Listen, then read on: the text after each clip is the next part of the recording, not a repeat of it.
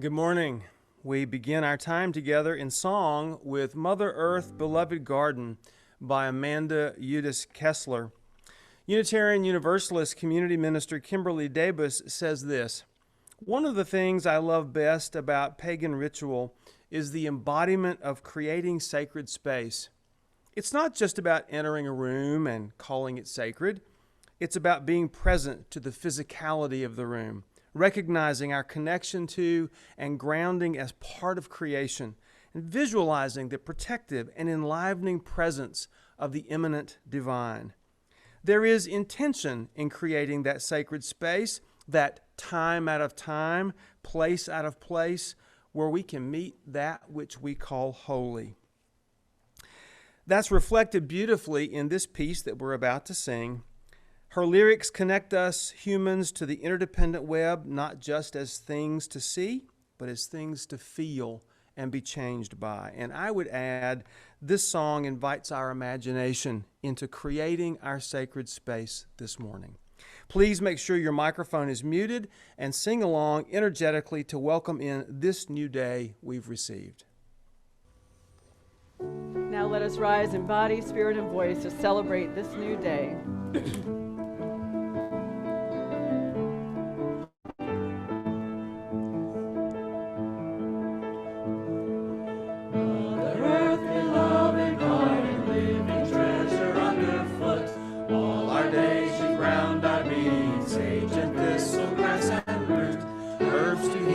Plants to feed us, land to till and tend and plow. With the Pennant deep as midnight north, we ask you be here now. Father, air, your inspiration holds together all that lives. As we breathe, our minds see clearly, leading us to love and give. Raging whirlwind, whisper breezes, violent gale and gentle cloud. With the blade as sharp as morning east, we ask you be here now. Brother fire, great transformer, share the passion of the sun. In our hearts your warmth revives us, cooks our food and heats our homes. Flaming candle blood within us, blazing desert will to grow. With the one directing power, soft we ask you be here now. Sister water ever flowing, ocean, river, pond and rain. Drink we now and quench our thirsty, cleanse us we begin again. Mist and ice, a host of changes, all that courage will allow. With the cup, the holy child's quest, we ask you be here now. Love our spirit, intuition, in the center of our souls. In your love we find relation, all connected we are whole. Timeless mystery, why conscience deepest values us inside. With the drum and with the cauldron, this we ask you be our guide.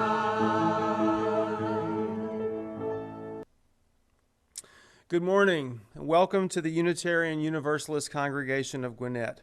My name is Bob Patrick. My pronouns are he and him, and it is my great pleasure and privilege to serve as the service leader this morning in the absence of Reverend Jan, who is on some well-deserved vacation and study time.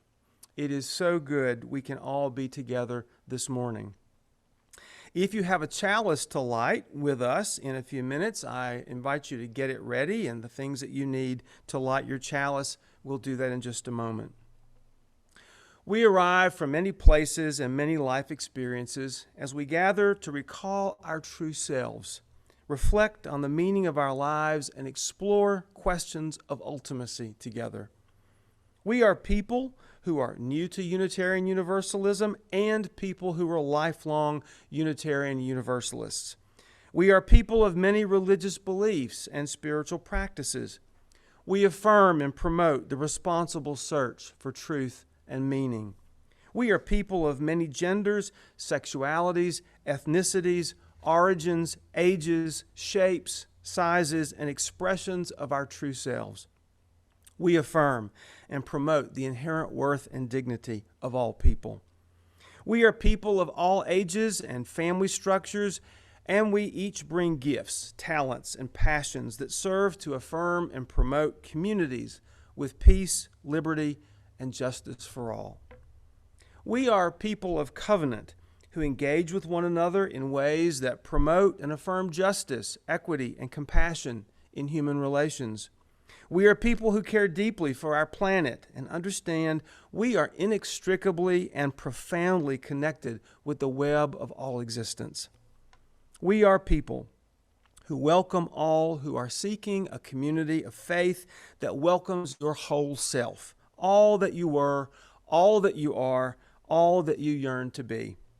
And you are just where you should be, in a room of compassionate, thoughtful, Unitarian Universalists ready to meet you where you are. You are welcome. You are home. If you are a newcomer this morning, we welcome you and hope you will indeed find your spiritual home here with us. We are becoming a radically welcoming sanctuary in a green space.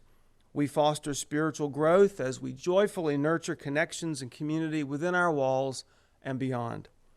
If this is your first time here, I encourage you to join us several times to experience the full flavor of this congregation and this faith tradition. Come, be curious, courageous, and compassionate with us. I invite you now to settle into your spot, wherever you are. Bring your attention to your breathing. Just notice it. Breathing in, breathing out. Let this sound connect with your breath, with your body, and with all of us gathered here as we become one community from many places.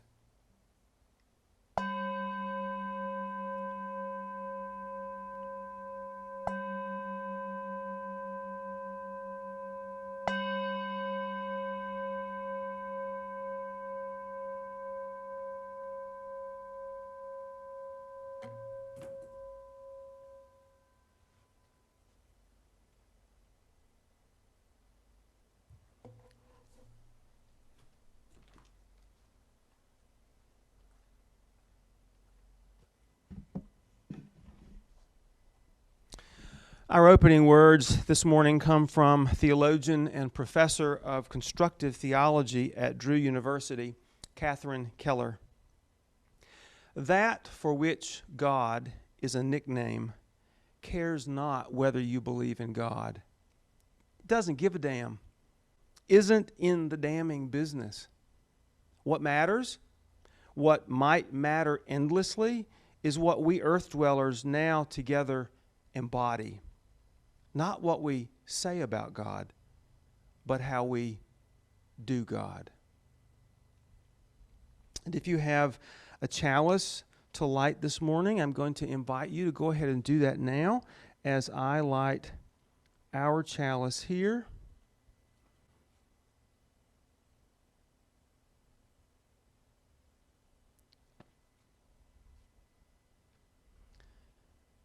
And with our chalices lit, I invite you to hear these words from poet Keelan Hardin in her poem, Morning Glory. Sometimes it's better to pray with your eyes open, to see the hummingbirds buzzing around like golden snitches in search of morning nectar, or watch dawn begin to drape her diaphanous, light-woven shawl over the landscape of your heart and mind. Sometimes it's better to pray with your mouth closed, to give your soul a platform, to listen to the seas of beauty pulsing within silence. Perhaps what I'm saying is that prayer isn't an invitation to let go of format. Prayer is an invitation to let go of format and enter the holy bones of your body's sweet temple. And that whatever tongue, whatever movement, whatever way your longing pulls you to connect with the sacred wow, that is always sitting deep within your chest. That is holy. That is prayer. This morning, we continue exploring the practices of our Unitarian Universalism.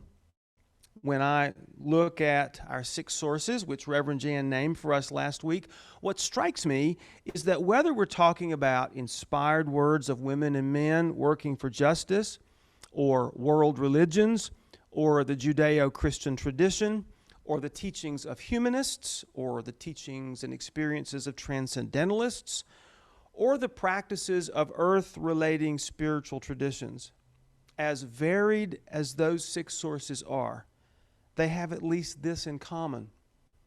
They serve to challenge and invite our imaginations. Big deal, we might think.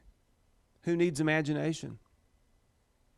Well, the train of history shows that it is always by a leap of someone's imagination that human beings make our greatest progress, and that it is often the failure of human imagination that creates some of our worst tragedies. In 90 BCE, a Roman philosopher and poet named Lucretius wrote De Rerum Natura, on the nature of things, a 6-book poetic treatise on Stoicism. But in that book, he articulated, without a microscope or any sort of a laboratory in physics, that everything you and I see, everything that we perceive, is made up of the tiniest, most invisible particles, which he called atoms. It would be centuries, almost 2 millennia, before modern science would realize what Lucretius had realized merely by his thoughtful imagination. To say that our 6 sources supply us with a vast library of wisdom challenging our imaginations makes us among the richest community of people on earth. And I am both humbled and inspired by that. This morning, I invite us to focus specifically on one of our 6 sources, what we call earth-centered or earth-relating spiritual traditions. If you travel the world and look closely at the history of peoples in various lands, you will find indigenous practices of human spirituality that are deeply connected and rooted in the land, the geography, the weather, and the climate of that place. You will find ways that people living there have over time come to make meaning and connection for a deeper life. If you have the opportunity to study various indigenous and earth-related spiritual traditions, you will find both practices that are unique to a people and place, and you will find practices that seem parallel among the many peoples of the earth. Today, you see here on our altar the centerpiece of what we use in our gatherings of Sylvan Sanctuary. Sylvan Sanctuary is our local group of people practicing a modern Druid spiritual path. You see here a cauldron and a representation of the world tree.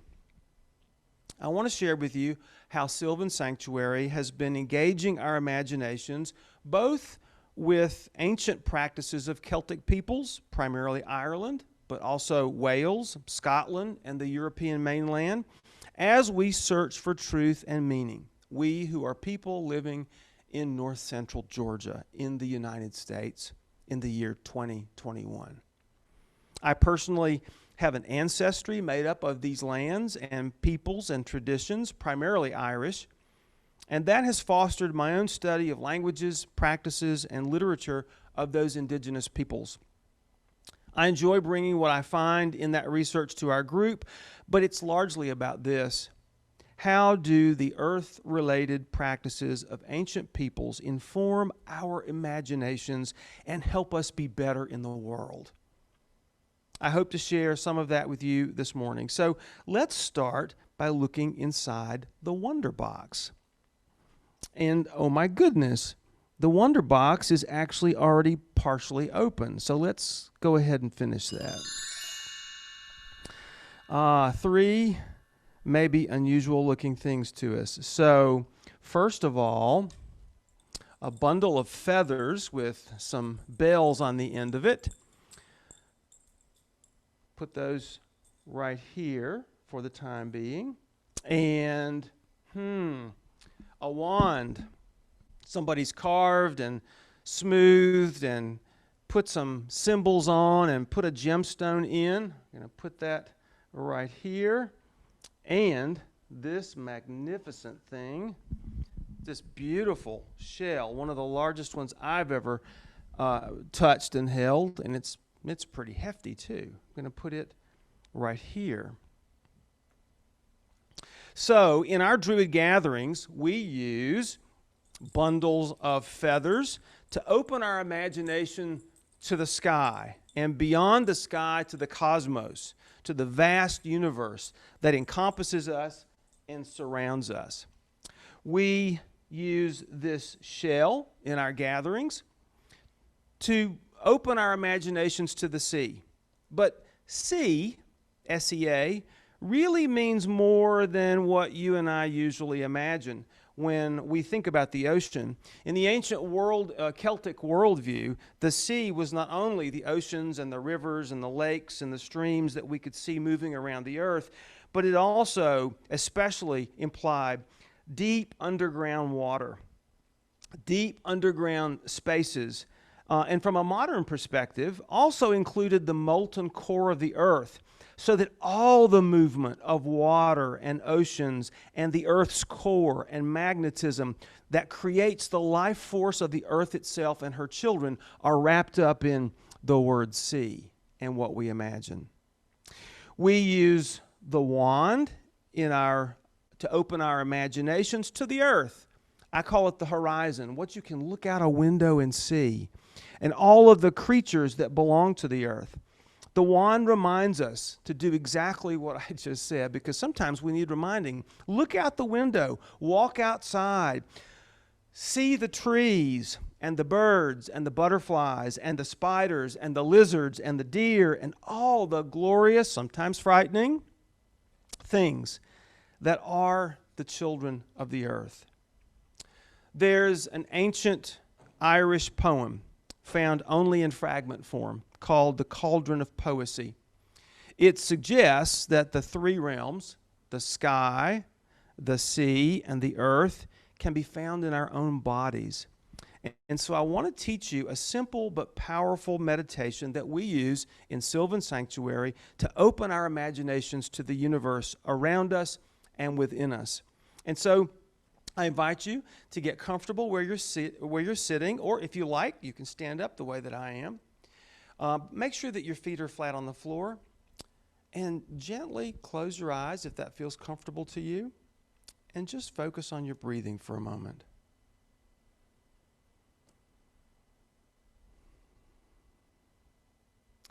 And then with your dominant hand, whichever you like, reach up into the sky and imagine, use your imagination to see your hand extending all the way into the cosmos, and wiggle your fingers around in the stars.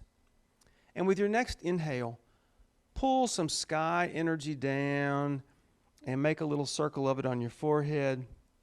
Pull it down and make a little circle of it on your heart. Pull it down and make a circle of it below your belly button. Breathe down sky energy. And then stretch your hand down towards the ground and use your imagination to see your hand go all the way deep into the earth, and wiggle your hand around in sea energy, in the molten core, in magnetic energy, in ocean energy, in the energy of the streams and the lakes. And with your next inhale, pull that sea energy up through your legs and make a little circle of it below your belly button. Pull it up. Make a little circle of it at your heart. Pull it up. Make a little circle of it at your forehead. And breathe up sea energy. And then last, stretch your arms out to the horizon. If you've got a window, stretch your arms out towards the earth that you can see. And wiggle your fingers around in earth energy. Not just the trees, but the beings, the people and the animals and the insects, everything that's living out there. Wiggle your fingers around in earth energy. And with your next inhale, draw earth energy in and make a little circle of it at your heart, and make a circle of it below your belly button, and make a circle of it at your forehead. And now just put your hands in your lap and breathe in the energy of the sky and of the sea and of the earth, and realize that all those cosmos that are out there outside of you are also inside of you. Now, we've used our imaginations to open ourselves to the whole cosmos around us. Let's sing together this short song, Open My Heart, by Henry S. Fleury.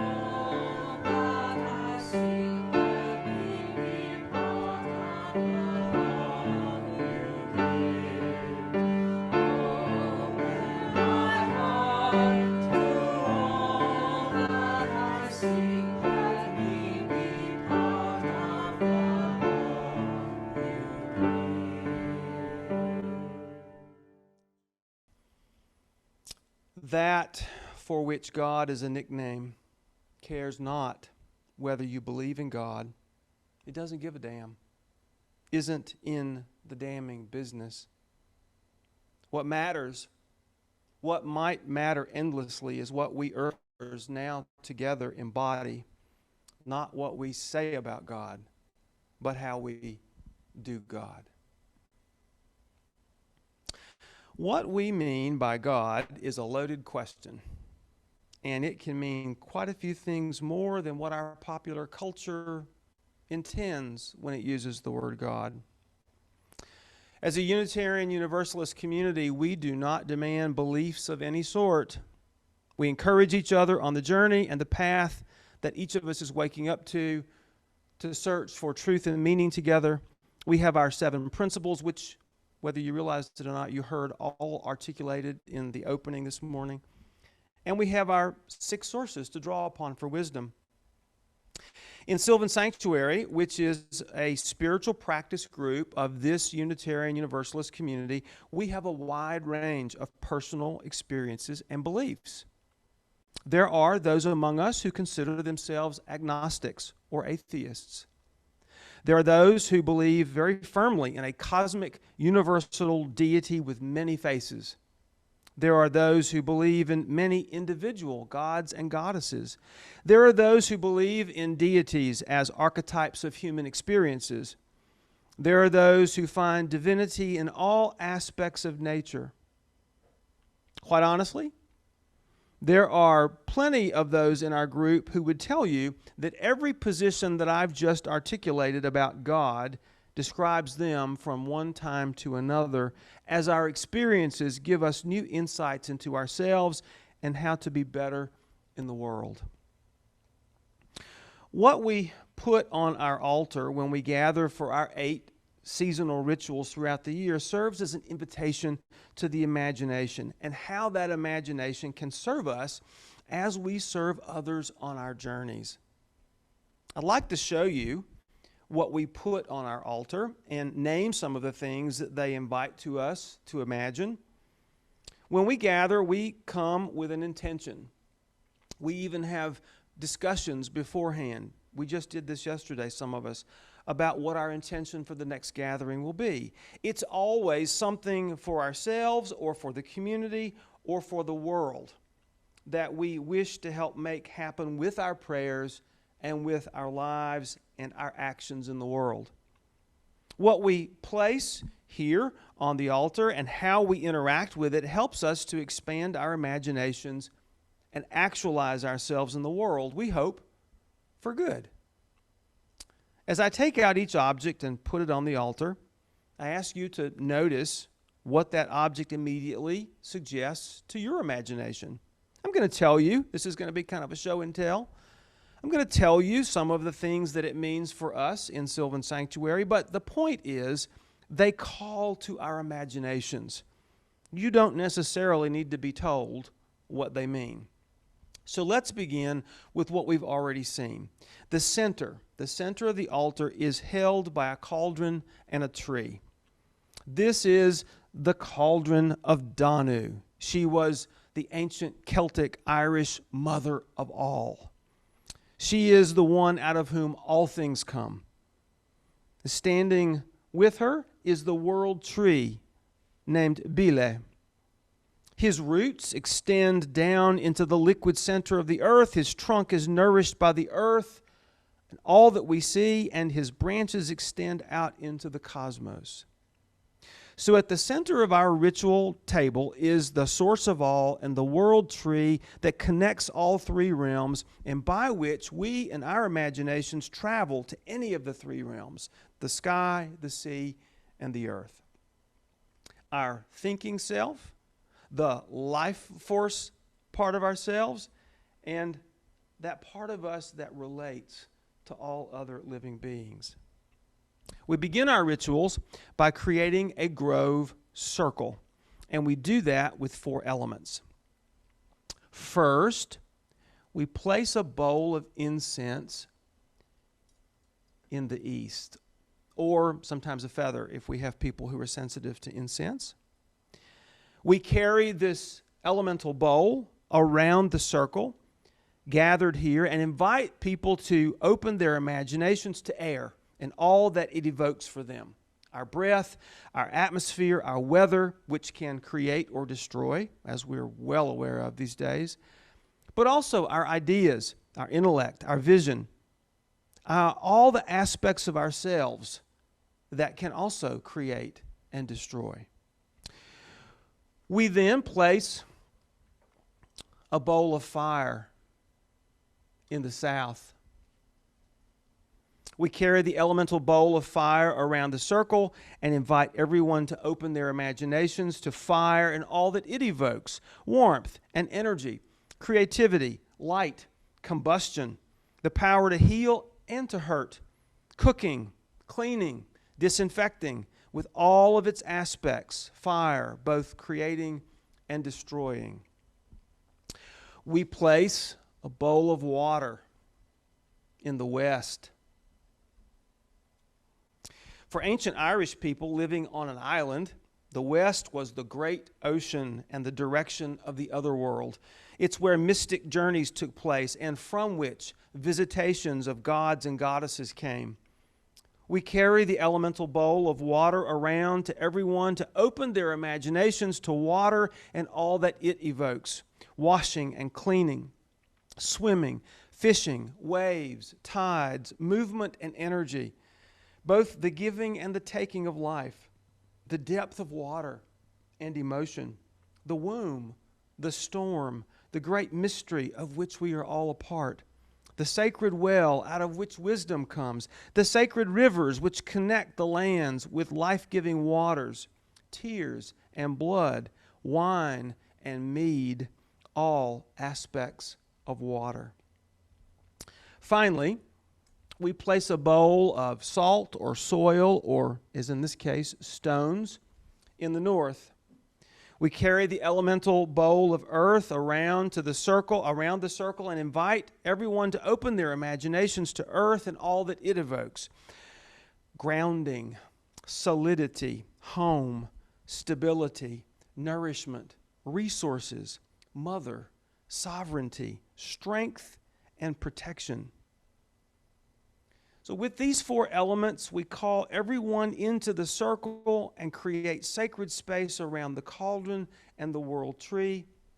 We are gathered here to open our imaginations and do sacred work together, to be better in the world, to do God together. And then we light 3 fires.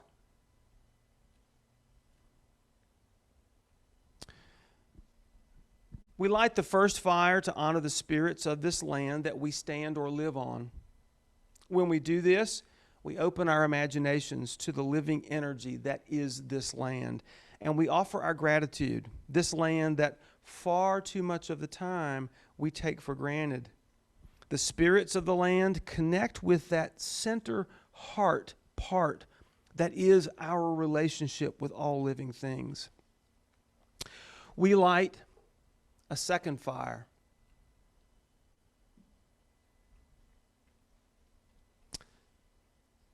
To honor our ancestors. Ancestors can certainly evoke those older relatives of ours who have passed in our lifetimes, or those relatives about whom we've heard family stories, and even those that we've learned about through genealogy studies and DNA tests. We honor them all, but we go further. We light this fire and we open our imaginations to the almost unending train of ancestors who have created more life, which in turn created more life, which finally, after hundreds, no thousands, no millions of years, resulted in me and you.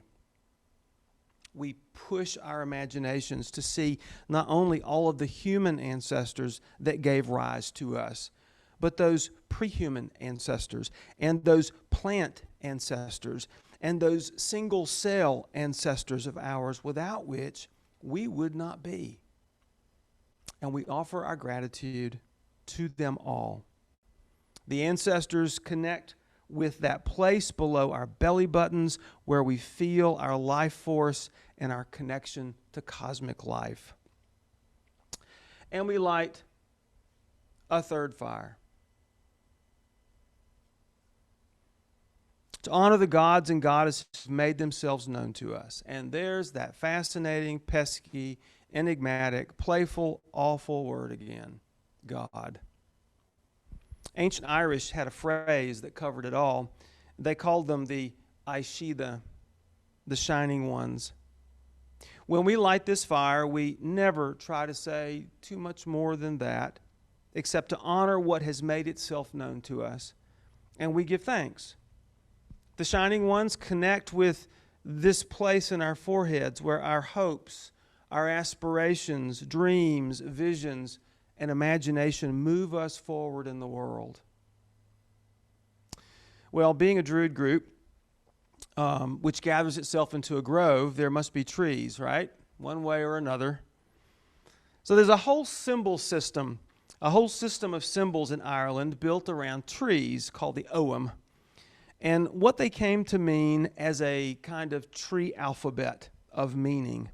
9 of those trees appear in ancient literature, ancient Irish literature, over and over again.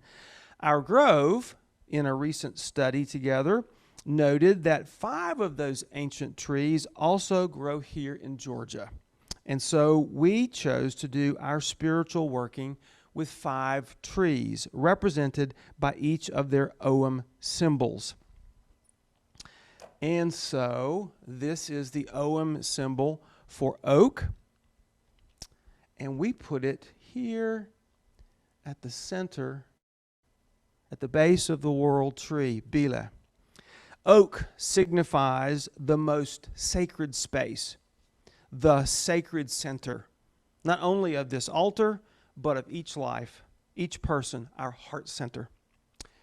In the east, we put the Ogham symbol of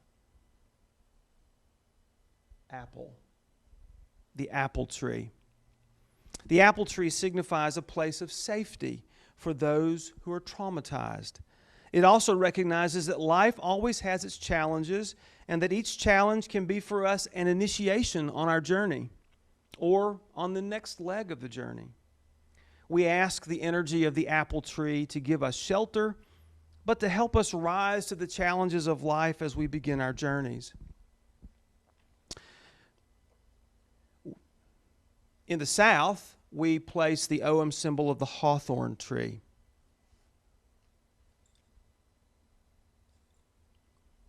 The Hawthorne Tree signifies fierceness, the kind of ferocity we need as we travel life's journey.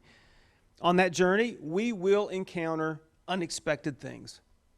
Oftentimes secrets that we had not anticipated, secrets that often frighten us into paralysis. Hawthorne energy helps us take the courage that we need for the next steps on our journey. In the west, we place the Ogham symbol for the ash tree.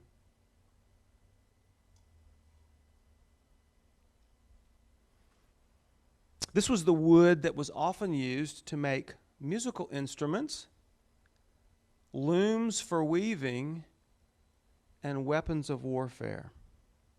Ash signifies making and keeping peace, as well as weaving together the many facets of life and power and the power of prophecy, which is the ability to announce truth in the face of deception. Finally, we place the Ogham symbol of holly in the north. Holly signifies protection and safe shelter for animals. For human beings, it is the energy of movement that helps us to keep moving and making progress on the journey. While all the other trees go dormant during the winter, holly remains green and vibrant, cheering us and moving us on in the darkest time of the year. One of the ancient tales of Ireland says that when the Tuatha De Danann, the ancient tribe that would come to be honored as gods and goddesses, when they first arrived on the shores of Ireland, they scattered to the 4 different mystical cities. And there they learned the various kinds of magic that they would need to do good in the world, to do God, if you will. From the city of Findias in the east,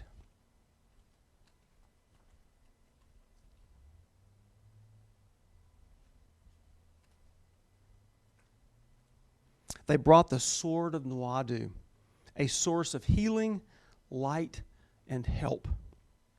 From the city of Gorias in the south, they brought the spear of Lug, a source of all arts and skills and the source of music. From the city of Murias in the west,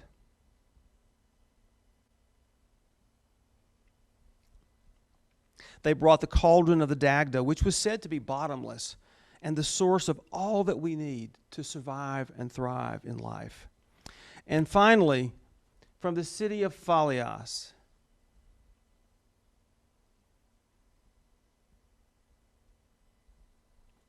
in the north, they brought the stone of destiny, the source of sovereignty which came only after challenges and conflicts had been met.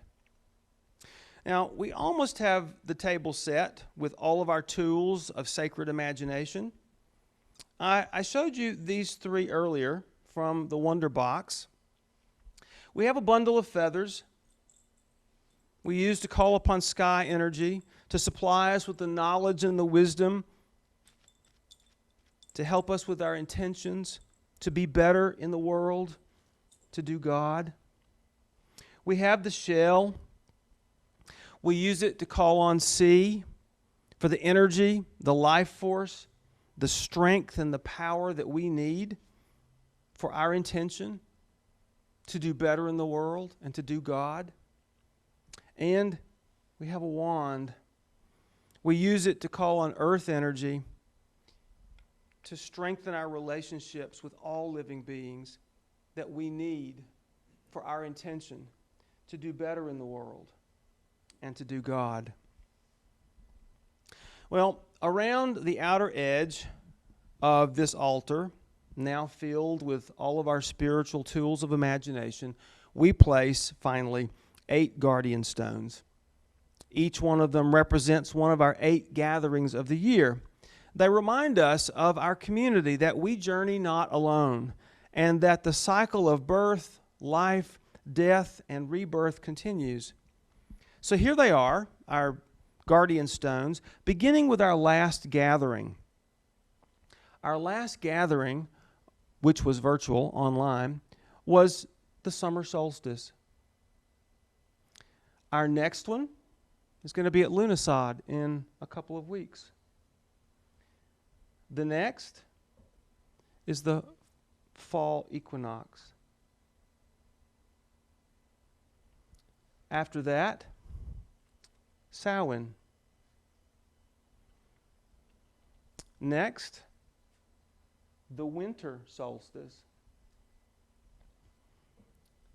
Next, is Imulk, the beginning, the first stirrings of springtime. After that, the spring equinox. And finally, Beltane, the beginning of summer.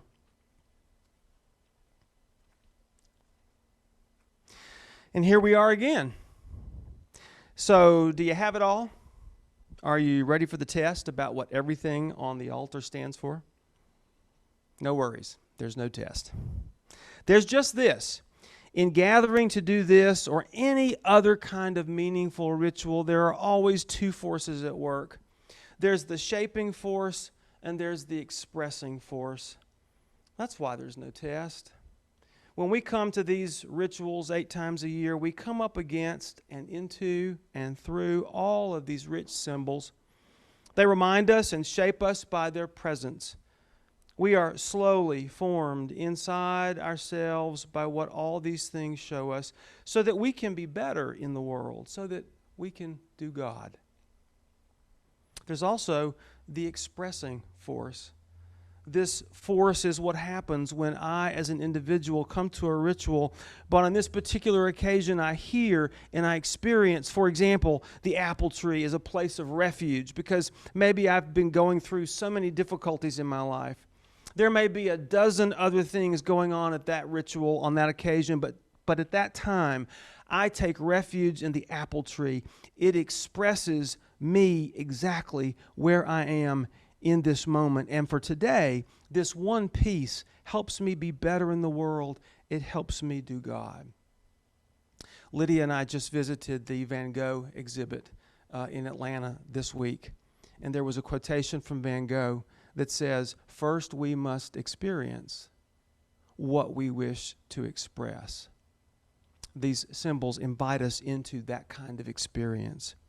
So these two forces of every ritual mean that if we come with open hearts and minds, we will find something that expresses us right now and some other things that over time sort of sneak up on us and shape us as well in ways that maybe we're not aware of at the time, so that we can do better in the world, so that we can do God. Well, let's turn now to a musical reflection that you may find familiar. Musician Robert Gass invites us into that same kind of experience with his song, Ancient Mother. This is one way that musicians and visual artists engage sky and sea and earth with their imaginations, how they are doing God in the world.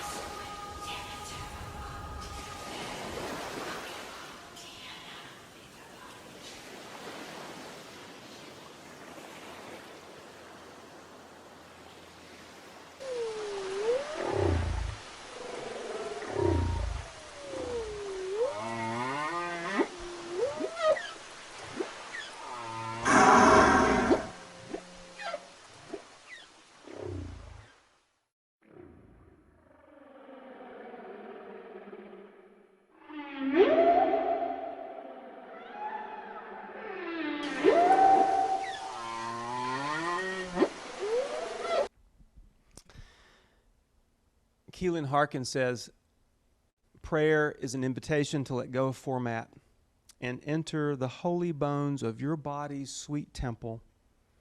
And that whatever tongue, whatever movement, whatever way your longing pulls you to connect with the sacred wow, that is always sitting deep within your chest. That is holy. That is prayer. I invite us now to enter the holy bones of our body's sweet temple and to go back to the three realms that we encountered within us earlier in the service. Make sure you're comfortable and gently close your eyes and notice your breathing. Place your hands below your belly button and ponder for a moment. How is my body's energy today? What if I began to feel energy flowing through my feet, into my legs, up through my torso, into my chest and arms, and on into my head and eyes and ears, out through the top of my head, and surrounding me like a sparkling stream of water? We call upon the energy of the sea to help us with our life energy today. Now move your hands to your heart. Ponder for a moment. Among my relationships, as I move through the world, what is disconnected and in need of repair? It could be with people we know, family, neighbors, or groups of people out there whom we feel some disconnect with. What if I began to see my connection to those beings? And what if I saw myself as a welcoming heart for those beings? We call on the energy of Mother Earth herself to help us with all of our relationships and connections with other beings. Finally, move your hands to your forehead. Ponder for a moment. What wisdom, information, or direction am I in need of today? What if, as I move through this day, I become totally open to the directions, information, or wisdom that I need, and it came to me as some point from any source that might help me? We call on the energy of the sky to help us with the wisdom and the guidance that we need today. Now rest your hands in your lap. Notice your breathing. With every breath, with every movement we make in the world today, we become the embodiment of what we value in the world. This breathing and moving in the world, it's one way we do God. I invite you to open your eyes, stretch, and be present in this world.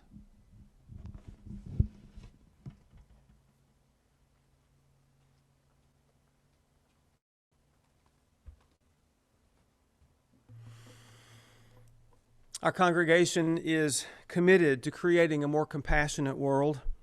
To this end, each quarter we split our plate collection with an organization nominated by people in the congregation and selected by our Give Away the Plate committee.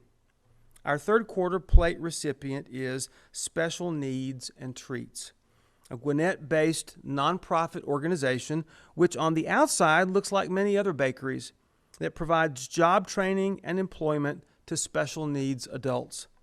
They bake cookies, cakes, and other sweet treats, and by doing so, they develop social skills and confidence. The organization sells to the public, but it also provides baked goods to homeless shelters, food pantries, foster care systems, and other support groups. It also gives free birthday cakes to special needs individuals in Gwinnett County. Our plate contributions also support the shared ministry of this congregation, so I ask that you please give generously to support the work of this important ministry in our wider community, as well as the vision and mission of our congregation. As we listen to a recording made by our pianist, Brian Bishop, accompanied by Barbara Stanke on flute, playing Hazelnut Crunch by Paul Harris, you'll see on the screen ways to contribute our offering via PayPal, Venmo, or by mailing a check payable to UUCG to the address shown. And let me point this out. At the top of our world tree sculpture on the altar today, you may have noticed 9 beads at the top. Ancient Druids believed that the hazelnut dropped 9 nuts in the sacred well, dispensing wisdom to the world. And so here we go, Hazelnut Crunch. If you are worshiping with us for the first time, your presence here today is a generous gift to the community. You may choose to let the plate pass. The offering will now be most gratefully received. May the generous gifts received this week move us towards realizing our vision of a more connected and compassionate world.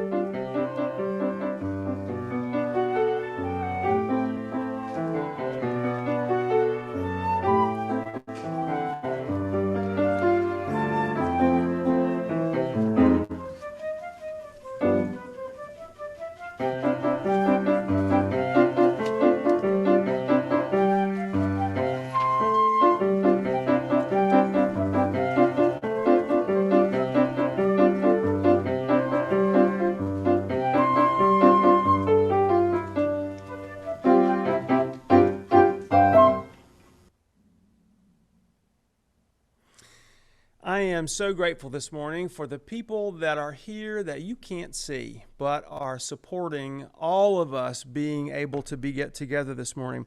Barbara Stanke has served as our Zoom manager, and Russ Taddeo is here managing everything that connects to make this work. I thank you both so much for what you're doing today. So now we turn to a time of connection and look for ways that we can seek to be in connection with each other through the week.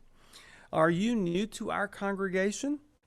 You can sign up for our weekly e-news and our monthly newsletter and check our website.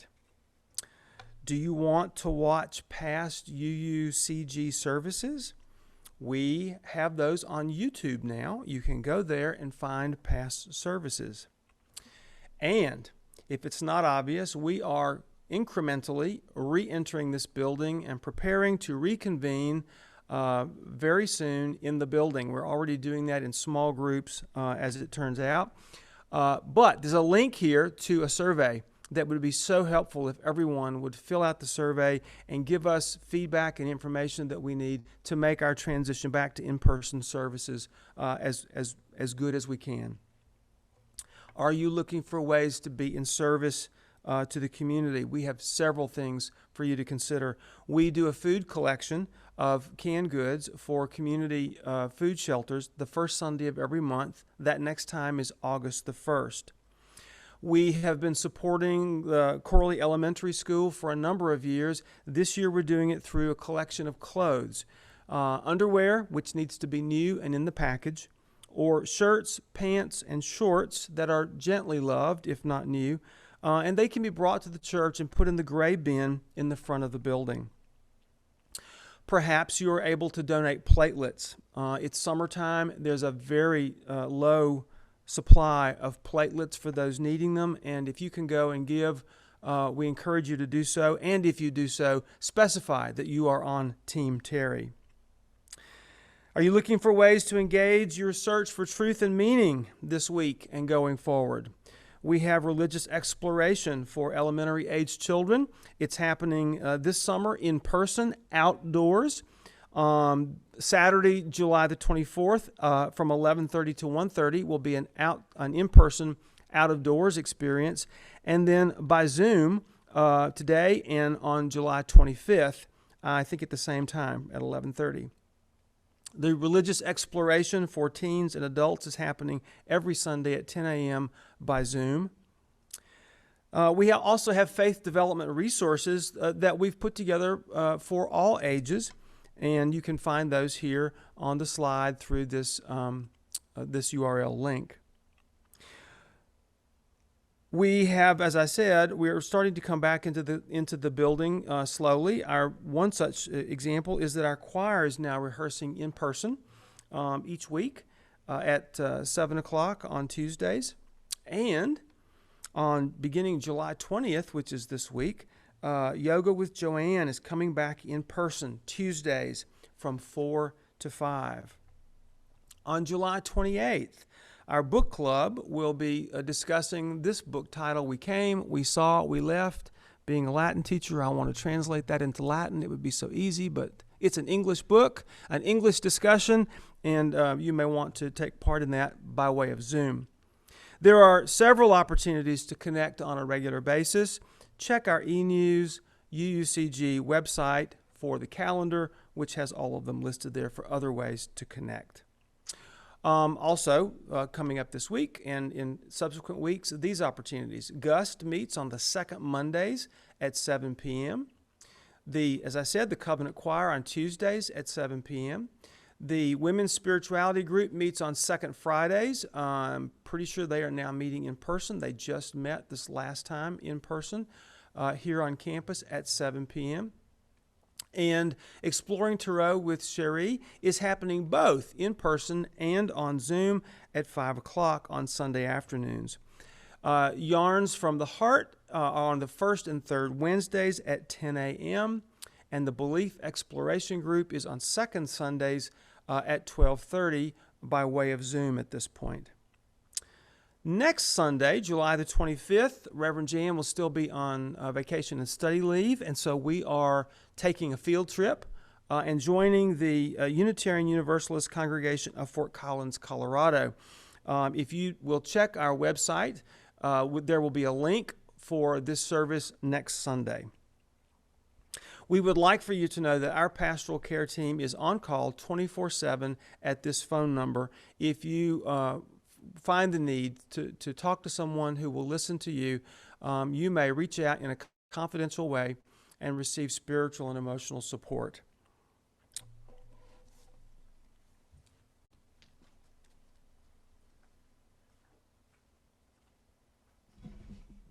So please rise now in spirit as we say the words that we say as we extinguish our chalice before we sing our closing hymn, From You I Receive, by Joseph Nathan Segal.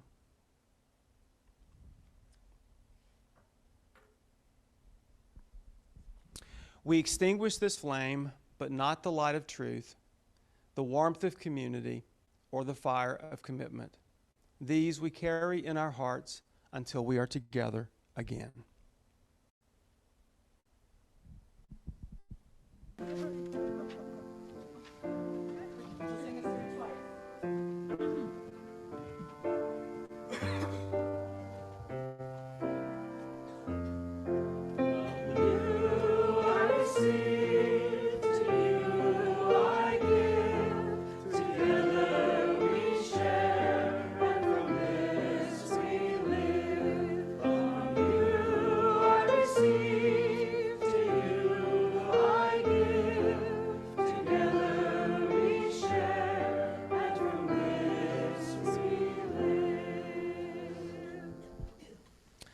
Our closing words are from Irish philosopher and poet John O'Donohue, to come home to yourself.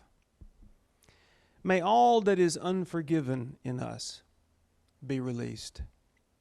May our fears yield their deepest tranquillities, May all that is unlived in us blossom into a future graced with love. Be well, beloveds. Reverend Jan will be on study leave and vacation through the 28th, and then on a UUCG leadership retreat July 30th through August the 1st. She will be back in the pulpit on August the 8th. And see you in person or on Zoom on August the 15th.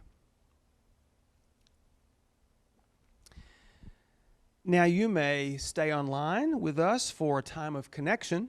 We'll break momentarily into breakout groups of 6 households per group for about 15 minutes. Take time, introduce yourselves, and enjoy some time connecting with others.